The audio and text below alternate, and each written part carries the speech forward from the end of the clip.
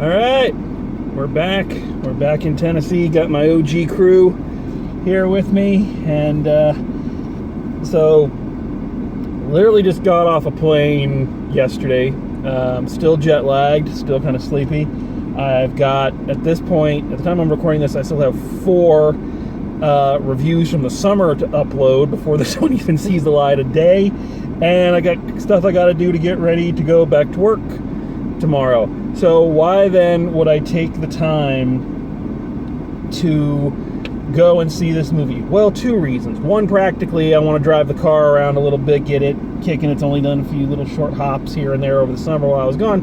But the other one, I have, at this count, 15 hours of summer vacation left, and damn it, I'm going to use it. And so, what better way to kind of end summer at the movies than with the literal definition of a popcorn film? That is what this movie is. It is, and any attempts to kind of take it as anything else just works against you.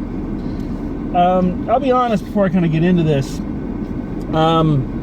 I've never been a fan of the Fast and Furious franchise, and that's a lot of F's to put in one statement. The only one I've ever seen all the way through is Tokyo Drift, which, you know, real diehard aficionados of the series say is one of the worst ones, so I don't know.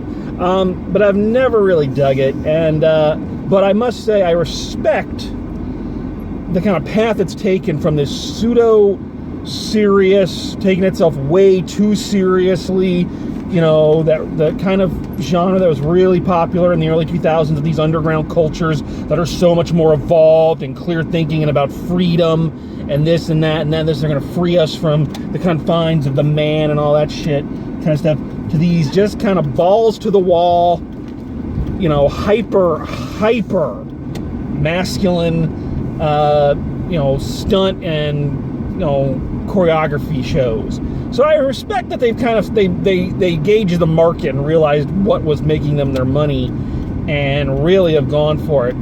So now with this one, Hobbs and Shaw, they have totally just gone off the rails. And I mean that in a good way. One of the things I enjoyed about this picture is that it's kind of like the hurricane heist last year, is it's too stupid to really be mad at, and it's purposefully stupid. It doesn't treat you like you're stupid. There's a difference. All right, there's a difference between knowing you're stupid and just turning into the curve and treating the audience like they're stupid. There's a big difference.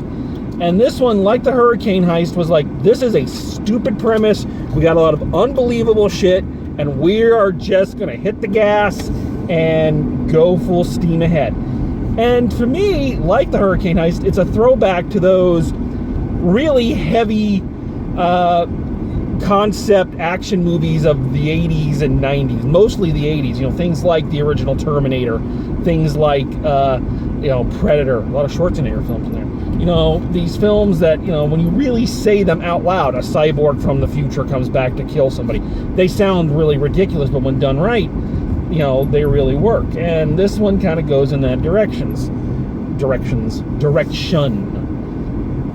So, and again, if they kind of state it right from the outset that if you have any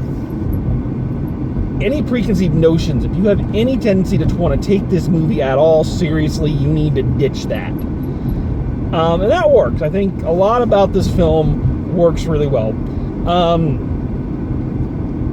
First of all, it is clear that what this movie wants to be is that last breath of summer fun. And with that, there is just a lot of fun kind of being had by everybody involved in this. Dwayne Johnson, who I just want to call The Rock for this movie, because he's basically just doing a 2-hour-long promo. You know, his back and forths with Jason Statham are basically just him, like he would, you know, just a little bit quieter version of what he would do when he was jousting with Steve Austin or Triple H back in the day. But it works for him. It really does. Jason Statham, who I have never liked in a movie. I have never found him charismatic or interesting, or even, I'm sure he is. I mean, clearly he can kick my ass. but a lot of people can, so that's not really saying much. But, you know, I've never really found him all that engaging, even as, like, a martial artist. You know, it's like his movies and his screen presence are so, I don't know, there's just nothing really there. But here, he works a lot better as kind of the gruff, grumpy straight man. And I don't mean like a straight man, like kind of a Bud Abbott straight man, but, you know, a gruff counterpart to the the overload of charisma that is Dwayne Johnson. They balance each other very well, and a lot of their back and forths, you know, are funny, if not juvenile. I'll come back to that in a second. Vanessa Kirby, who plays Shaw's sister, who is kind of the plot device for the whole thing. She injects herself with this virus that, you know, Idris Elba's trying to steal, and goes on the run. The two of them are recruited to come find her. She holds her own and does some pretty kick-ass action scenes on her own. So her action scenes are actually some of the more interesting. Idris Elba is just having the time of his life, and you can tell in it that he is just loving the over-the-top, you know. And I think Idris Elba is probably one of the best actors working today. His you know, resume is varied and has a lot of different types of films on there, and you can tell he is just having so much fucking fun just going for it. The film also has a little bit of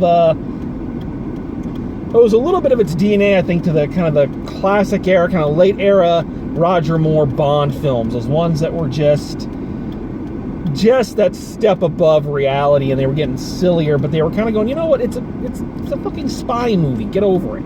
You know, you don't need to take everything so seriously. Kind of something I wish they'd inject back into the Bond films just a little bit. Not quite to this level, but I would like to see, you know, a little bit more fun taken with those movies.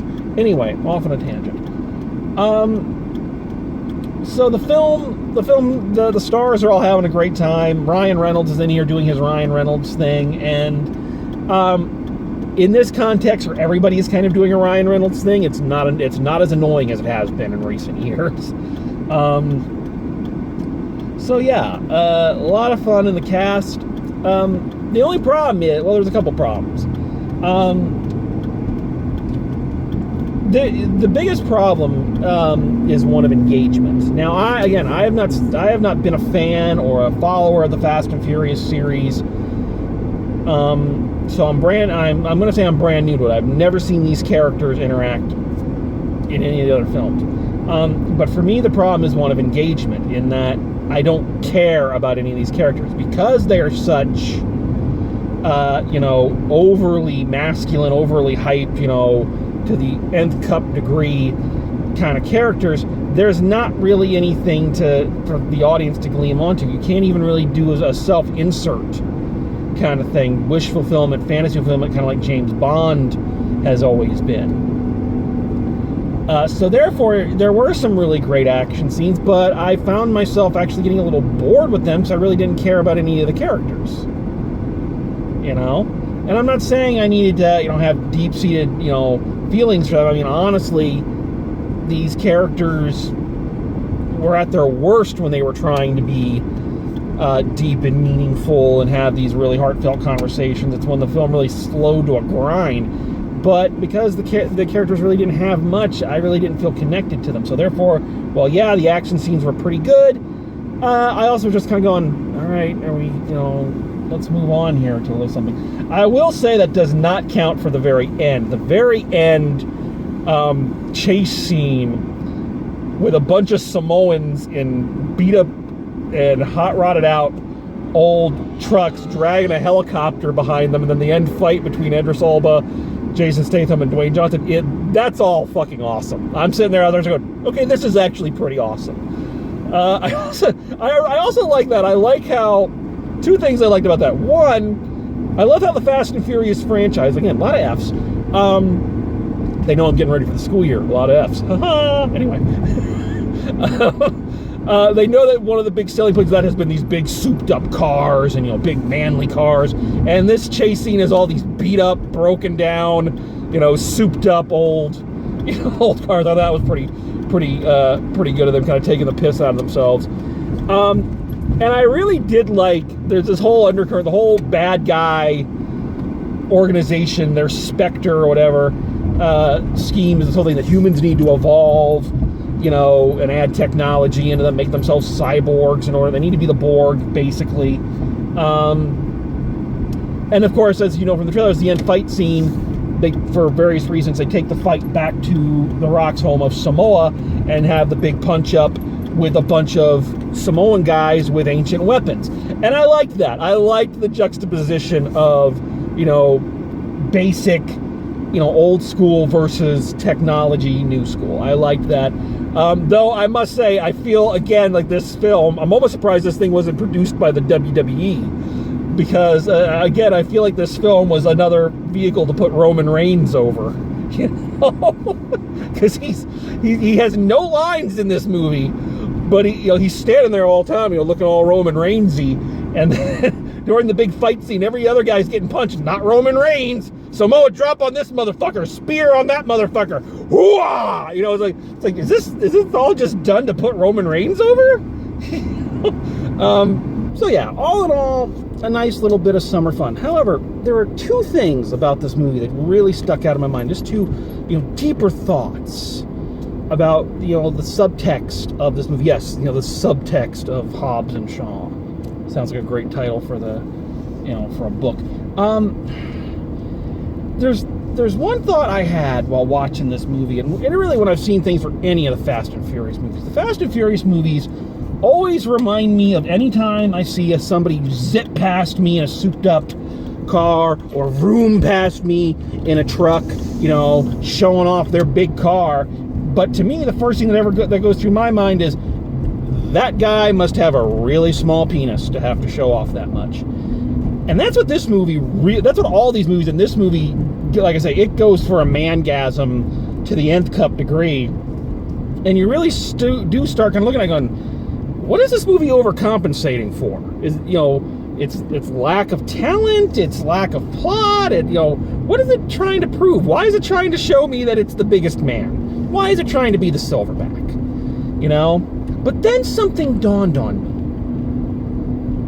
So there is that, but there's something else that dawned on me about this picture. And I don't know if this relates to the rest of the films, but it definitely feels like it is the core of this. What if this movie was in fact punking us the whole time?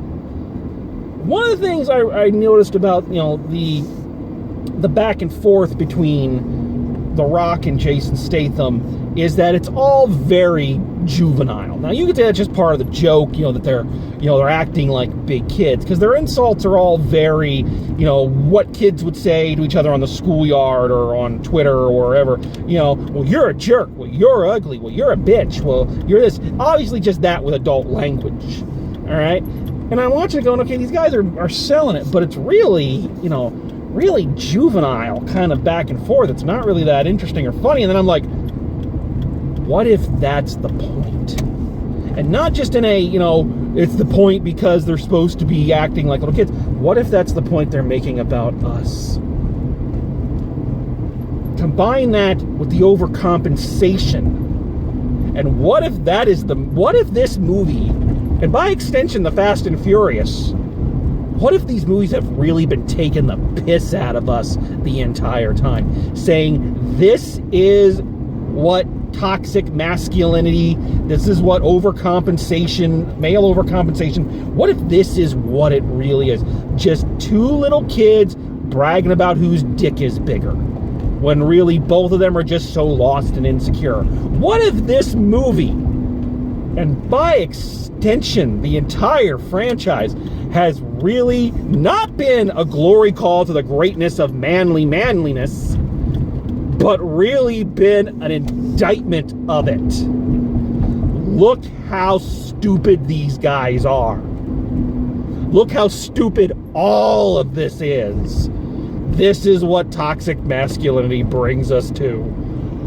And that, I had that thought, I was like, this movie is brilliant. It's actually been one of the longest running social commentaries of all time. Of course, I don't think they actually meant that. It's something that's kind of dawned on me. Anyway, so All that aside, final grade. Fast and the Furious presents Hobbs and Shaw. I'm going a B-.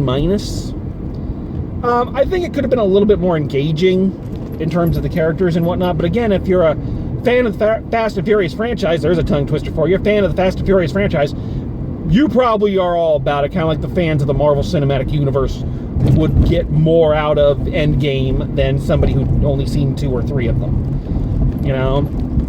So if that's your jam, you're probably going to love this, get more out of it. For me, a newcomer to the series, and I don't know if I'd come back for, they do Fast and the Furious 27 or whatever the hell they're up to, I'd come back for a Hobbs and Shaw sequel, which they were baiting pretty hard. So yeah, B-, I think. A nice bit of popcorn and candy fluff to end the summer on before we got to go back to our jobs and our workout schedules, or that's at least me. So yeah. So that's been Summer at the Movies. Hopefully this will be up fairly soon, considering, again, it's got like 4 videos ahead of it that need to get up. But we're back. School year is got teacher stuff this week, and the students come back next week, so we'll be back with more craziness, and I'll need more movies to take my frustrations out on, or to remind me that there are, in fact, good, beautiful things in the universe. So, I hope you're looking forward to coming with me on another school year of fun at the movies. So, until next time, drive safe, and I'll see you at the movies.